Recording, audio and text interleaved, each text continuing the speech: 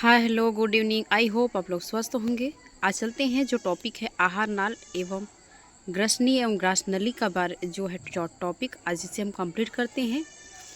देखते हैं कि यहाँ पर लिखा गया है कि मुंह के एकदम पीछे ग्रासनली का अग्रभाग ग्रसनी आरंभ होता है।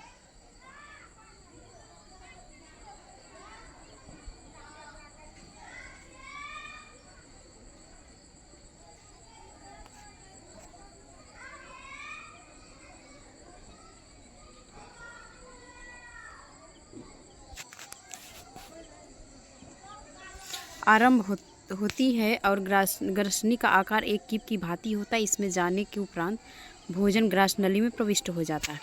ये कह रहा है कि जो हमारा मुंह है, मुख के पीछे ग्रासनली का अग्रभाग ग्रसनी आरंभ होता है और जो ग्रसनी का आकार होता है एक कीप की भांति होता है। इसमें जाने जो भोजन जाता है इसके उपरांत क्या होता है, ग्रासनली में वो प्रविष्ट हो जाता है। और यहाँ पे दिया है आहार नाल का या डायग्राम। यहाँ से देखिए मुख से भोजन हमारा पचना स्टार्ट हो जाता है। ये मुख है, ये हमारा ये ग्रसनी है, ग्रसनी या गला जिसे कहते हैं, और ये हमारा पूरा ग्रासनली है। और यहाँ पे है हमारा आमाशय, देख सकते हैं यहाँ पे आमाशय का आकार इस तरह कुछ है, दिखाई दे रहा है। और नीचे है आपका ये बगल में, यहाँ आपका यकृत है, बगल में यह यकृत है। और यह क्या है कि आमाशय है जिसे स्टमक कहते हैं। और यह जैसे ग्रहणी और ड्यूडेनम यह भाग है। और यहाँ पे है बड़ी आंत, और आपका बड़ी आंत ये बाहर वाला पोर्शन है और जो छोटी आंत है अंदर वाला पोर्शन है।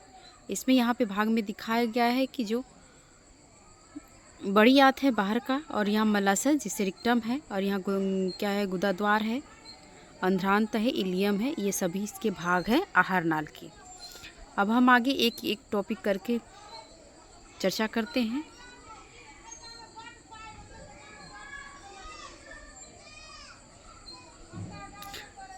यह भीतर से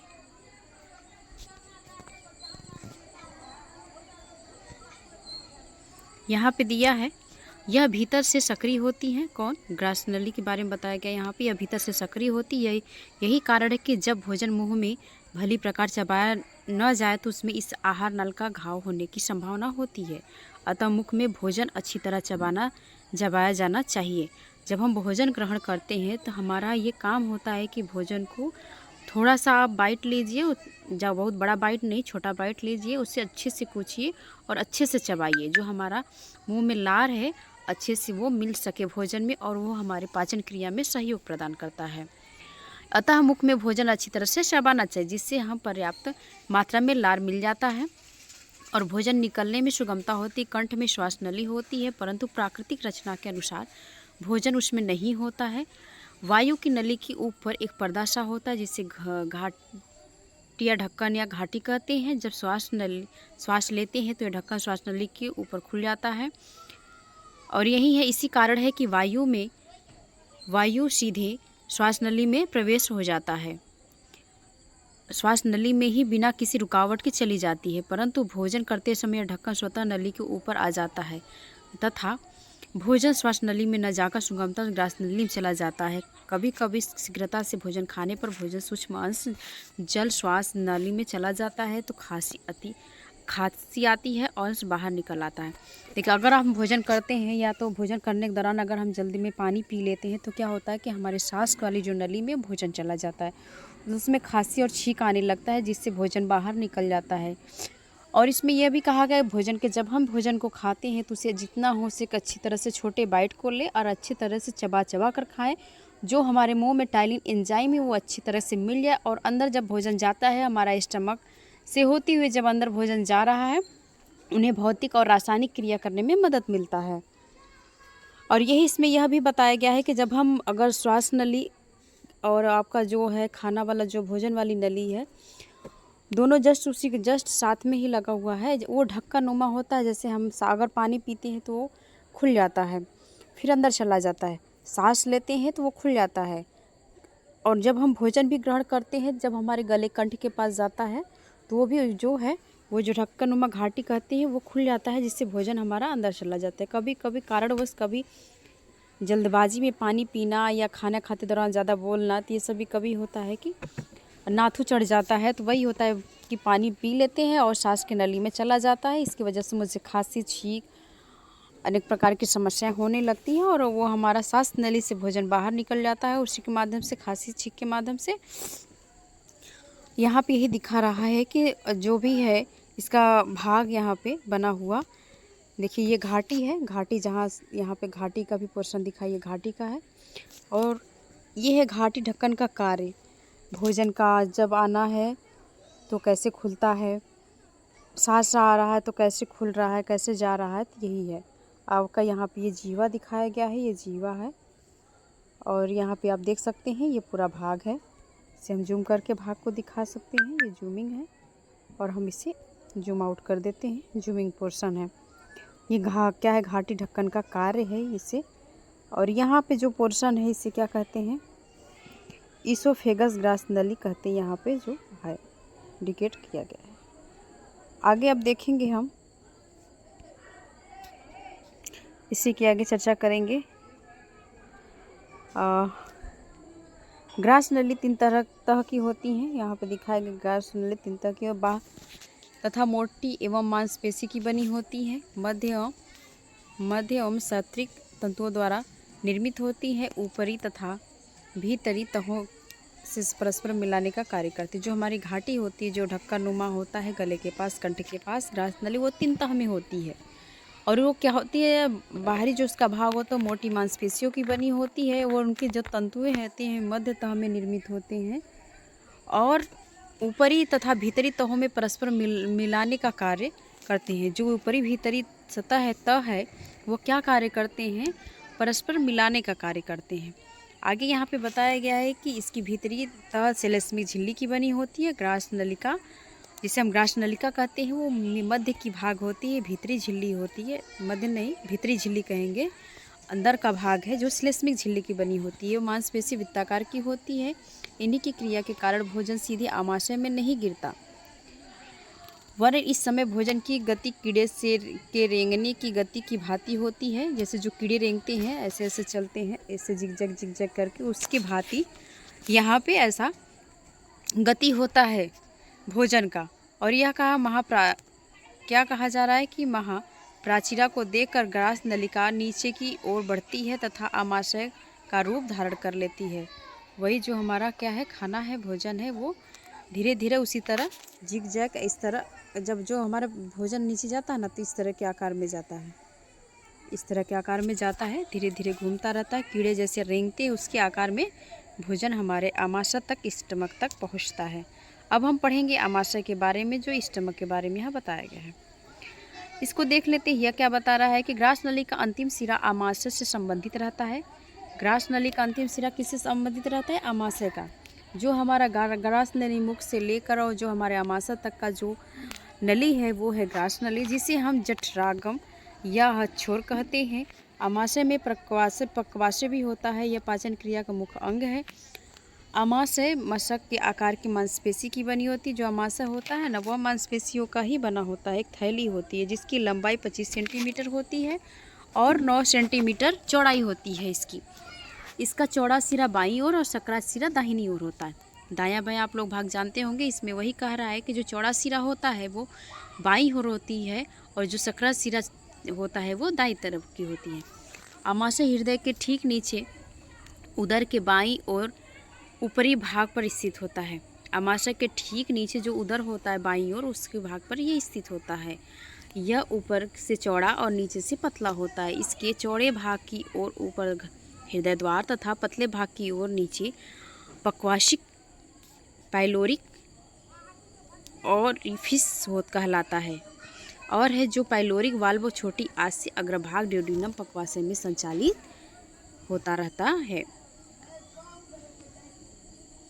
ये यहाँ तक संचालित होता रहता है, यहाँ तक है।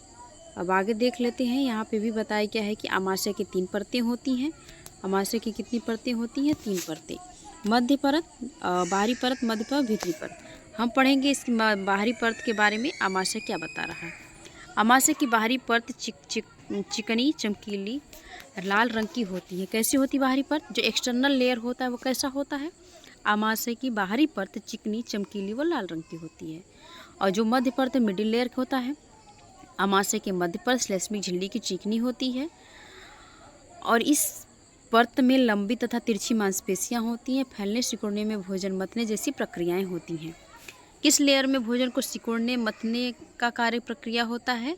तो किस मध्य परत में होता है। क्वेश्चन हो सकता है, बन सकता है कि ऐसी कौन सी लेयर है जिसमें आपका भोजन को सिकुड़ने और भोजन को मतने जैसी प्रक्रियाएं होती हैं? वो मध्य परत में।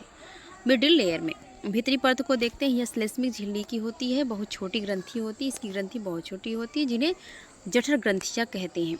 इस ग्रंथियों से निकलने वाले स्राव को जठर रस कहते हैं। जो भीतरी परत होती है, अंदर का जो इनर लेयर होता है, इसमें यह भी श्लेष्मिक झिल्ली की बनी होती है और इसमें छोटी ग्रंथियाँ होती हैं। उन ग्रंथियों से एक रस स्रावित होता है जिसे जो ग्रंथि उसे जठर ग्रंथि कहती है। इससे भी निकलने वाले कुछ रस स्रावित होते हैं जिसे जठर रस कहते हैं। आगे हम पढ़ेंगे कि जब भोजन आमाशय में पहुंच जाता है तो 20 से 25 मिनट के उपरांत इन जठर ग्रंथियों से पाचक रस निकलना शुरू हो जाता है। जब हम भोजन कर लेते हैं तो 20 से 25 मिनट के बाद उसके बाद हमें क्या होता है, 20 से 25 मिनट तो हमारे स्टमक जब भोजन पहुंचता है तो 20 से 25 मिनट बाद पाचन रस निकलना शुरू होता है जठर ग्रंथि से। यह जठर रस अम्लीय होता है। कैसा होता है इसका रंग? स्वाद जठर अम्लीय होता है। जठर रस रेनिन तथा पेप्सिन के अलावा हाइड्रोक्लोरिक एसिड पाया जाता है। जठर रस में तो रेनिन और पेप्सिन तो पाया ही जाता है, लेकिन उसके साथ साथ HCl भी पाया जाता है, जिसे इसका फुल फॉर्म में अगर कहें तो हाइड्रोक्लोरिक एसिड भी कहते हैं। आगे है कि आमाशय में भोजन का पाचन। आमाशय में भोजन का पाचन कैसे होता है? Digestion of food in stomach. तो इसमें बताया जा रहा है कि ग्रास नली में भोजन को आमाशय में पहुंचता है तो हृदय द्वार खुल जाता है। जब ग्रास नली से आमाशय तक पहुंचता है तो जो हृदय द्वार होता है वो खुल जाता है, पक्वाशय बंद हो जाता है। इसमें पक्वाशय की क्रियाएं बंद हो जाती। देखिए, जो हमारा जैसे कोई मशीन है, उसमें भी कोई मशीन को हर एक पार्ट में कार्य दिया जाता है। इसी तरह हमारे अंदर जो एक्सटर्नल भाग होते हैं, एक्सटर्नल ऑर्गन्स होते हैं, उसमें भी हर काम को बांटा गया है। अगर भोजन जा रहा है तो उसमें कौन कौन सी क्रियाएं किसको करना है, वो भाग बांटे गए हैं। तो वही है कि ग्रास नली का काम है सिर्फ आमाशय तक भोजन को पहुंचाना। और आमाशय में डेड्यूनम, जेजुनम, ये सब जो तीनों भाग हैं, इलियम, ये सभी जो भाग हैं हमारे छोटी आंत में, तो ये इसका भी अपना एक काम होता है। इसमें भी भाग बटे होते हैं। आमाशय से पहले हमारा आमाशय 3 भाग में है। जो पहले भाग होते हैं, इसमें क्या होता है कि पहले भाग आमाशय में उसमें आपका समय भोजन ज़्यादा समय तक रहता है और ज़्यादा से ज़्यादा उसमें रस स्रावित होता है। और इसमें यहाँ पे भी 25 मिनट कहा गया, 20 से 25 मिनट हमारे आमाशय में मांसपेशियां संकुचन विमोचन की क्रिया करती हैं। मतलब इसमें संकुचन विमोचन क्रिया कितने मिनट तक करती हैं? 20 से 25 मिनट। आमाशय में भोजन पहुँचने 20-25 मिनट तक आमाशय मांसपेशियां भी संकुचन और विमोचन करती हैं और बारीकी टुकड़ों में कर देती हैं। क्या करती हैं? बारीकी टुकड़ों में। 20 से 25 मिनट बाद श्लेष्मिक झिल्ली को जठर ग्रंथियों से रस निकलकर जठर रस नलिकाओं द्वारा आमाशय में आता है। अब इसमें आदेश देता है कि भाई अब मेरा तो कार्य हो गया है, 20 से 25 मिनट में मेरा कार्य हो गया, हमने संकुचन और विमोचन की प्रक्रिया कंप्लीट कर ली है, भाई अब तू आजा जठर ग्रंथि। इससे क्या होता है, जठर ग्रंथियों से जो उनकी नलिकाएं होती हैं, जठर रस निकलता है, उस भोजन में मिल जाता है। जब तक जठर रस नहीं निकलता तब तक भोजन के साथ लार में मिला जो टाइलिन पाचक रस है यहाँ आ जाता है। भोजन के साथ तो वैसे भी जब हम भोजन ग्रहण ही करते हैं तो भोजन के साथ तो टाइलिन एंजाइम तो मिलता ही है, उसके साथ तो आता ही है। अगर हमारा यहाँ पे आमाशय से जो हमारा क्या कहते हैं जठर रस निकलना, जो जठर ग्रंथियों से जठर रस निकल के पहुँचने में समय लगा देता है, तब तक उसमें क्या है, जो भोजन में टाइलिन एंजाइम होते हैं वो अपनी क्रियाएँ करते रहते हैं। यहाँ पे लार टाइलिन जो है पाचक रस यहाँ आ जाता है, वही पाचक रस काम करता है, किंतु जठर रस के आमाशय में आ जाने पर टाइलिन की क्रिया समाप्त होती है। अगर जठर रस आ जाता है तो कहता है अरे भाई अब तो तेरा काम है, मैं तो जा रहा हूँ और मेरा यहाँ पे काम कोई नहीं है, मैं यहाँ से वो समाप्त हो जाता है, क्योंकि टाइलिन क्षारीय होता है। टाइलिन क्या होता है? क्षारीय होता है, पचने में समय लगेगा। जठर जो रस होता है वो हाइड्रोक्लोरिक रस होता है, पाया जाता है, जिसमें क्षारीय का प्रभाव नष्ट कर देता है। जो क्षार होता है, जो हाइड्रोक्लोरिक एसिड होगा वो क्षार का प्रभाव कम कर देता है, तो इसलिए भोजन को पचने में ज़्यादा समय नहीं लगेगा। और क्षारीय जो होगा उसमें बहुत ज़्यादा टाइम लगता है। हाइड्रोक्लोरिक अम्ल आमाशय में पहुंचने में भोजन को अम्लीय बना देता है। जब हमारा HCl पहुंचता है आमाशय में तो क्या बनाता है, भोजन को अम्लीय बना देता है। जब अम्लीय भोजन क्या होता है, बहुत जल्दी सुपाच्य हो जाते हैं। आगे हम देख लेते हैं। यहाँ फिगर के माध्यम से दिखाया गया है कि यहाँ पे लार ग्रंथियों की स्थिति। लार ग्रंथि देखिए हमारे यहाँ पे दिखाया गया कि जीवा है, क्या है ये, जीवा है, और है अधोजीवा ग्रंथि है। यहाँ पे ये ग्रंथि पाई जाती है मुख के पास, और ये कड़ के पूर्व जो कान के पहले वाली जो भाग है ये कड़पूर्व ग्रंथि है, और अधोहन ग्रंथियाँ यहीं पे है, जस्ट इसे कड़पूर्व की ग्रंथि के जस्ट यहाँ पे आगे बगल में। लार ग्रंथियों की स्थिति यही होती है कि जब मेरा मुंह चलता है तो हमारे मुख में अनेक प्रकार के क्या कहते हैं कि टाइलिन जो एंजाइम हो तो वो तो मुख है, लेकिन भोजन नीचे पेट में जाने के बाद ग्रास नली से अपनी क्रियाएं वो लोग चालू कर देते हैं। अब आते हैं स्मॉल इंटेस्टाइन पे। छोटी आंत क्या होता है इसके बारे में देख लेते हैं। छोटी आंत की लंबाई करीब 6.5 मीटर, चौड़ाई करीब 2.5 सेंटीमीटर होती है। क्या चौड़ाई 2.5 सेंटीमीटर और लंबाई की बात कर रहे हैं तो करीबन 6.5 मीटर की बात यहाँ पे किया गया है। यह स्नायु द्वारा संरचित एक नली है। आमाशय के निचले मुख में छोटी आंत निकलकर दाईं तरफ बड़ी आंत से नज़दीक समाप्त हो जाती है। आगे देखते हैं छोटी आंत का। देखिए यहाँ पे 3 भाग है। इसके पहले जो हम डेड्यूनम, जेजुनम, इलियम बताए थे वो ये आपकी छोटी आंत के ही भाग है, और कोलम है, सिकम है, ये सभी आपका बड़ी आंत के भाग हैं। क्या कहते हैं, जो आमाशय के 3 भाग अलग हैं उनके नाम भी कुछ अलग हैं। और यहाँ पे है छोटी आंत की बात हो गई तो पक्वाशय है, डेड्यूनम, जेजुनम और इलियम। पक्वाशय के बारे में हम यहाँ पे पढ़ेंगे क्या है। छोटी आंत के प्रारंभिक 20-25 सेंटीमीटर के भाग को पक्वाशय कहते हैं। जो छोटी आंत होता है, जो हमारा 25 सेंटीमीटर भाग होता है, उसकी लंबाई, बस भाग बात किया, लंबाई वो भी नहीं बताया। यहाँ पे लंबाई बताया है तो 12 इंच लंबा और अर्धचंद्राकार अंग्रेजी सी के अक्षर की भांति होता है, जो हमारा पक्वाशय होता है, डेड्यूनम का भाग। आगे कह रहा है कि पक्वाशय आमाशय की भांति होता है, जो हमारा आमाशय स्टमक उसी के भांति हमारा पक्वाशय होता है। यह सिर्फ 1 मीटर होता है। पक्वाशय आमाशय की भांति होता है। यह कितना पक्वाशय कितने मीटर का होता है, 1 मीटर का होता है। इसकी भीतरी झिल्ली चंद्रदार सिलवटें होती हैं, और पक्वाशय का पाचन क्रिया में काफ़ी महत्वपूर्ण योगदान होता है। पक्वाशय में किसकी महत्वपूर्ण योगदान होता है, पाचन का? पक्वाशय का पाचन क्रिया में महत्वपूर्ण योगदान होता है। पाचन क्रिया जो होता है वो पक्वाशय में सबसे अहम भूमिका निभाता है। पक्वाशय की संरचना, स्ट्रक्चर ऑफ डेड्यूनम। पक्वाशय की रचना मलाशय की भांति समान होती है, लेकिन पेशी परत में 2 प्रकार के सूत्र पाए जाते हैं। अब उस सूत्र के बारे में हम देख लेते हैं कौन कौन से सूत्र हैं। यह सूत्र है अनुदैर्ध्य और वृत्ताकार। कौन से सूत्र है, अनुदैर्ध्य और वृत्ताकार। अब इसे देखिए, यह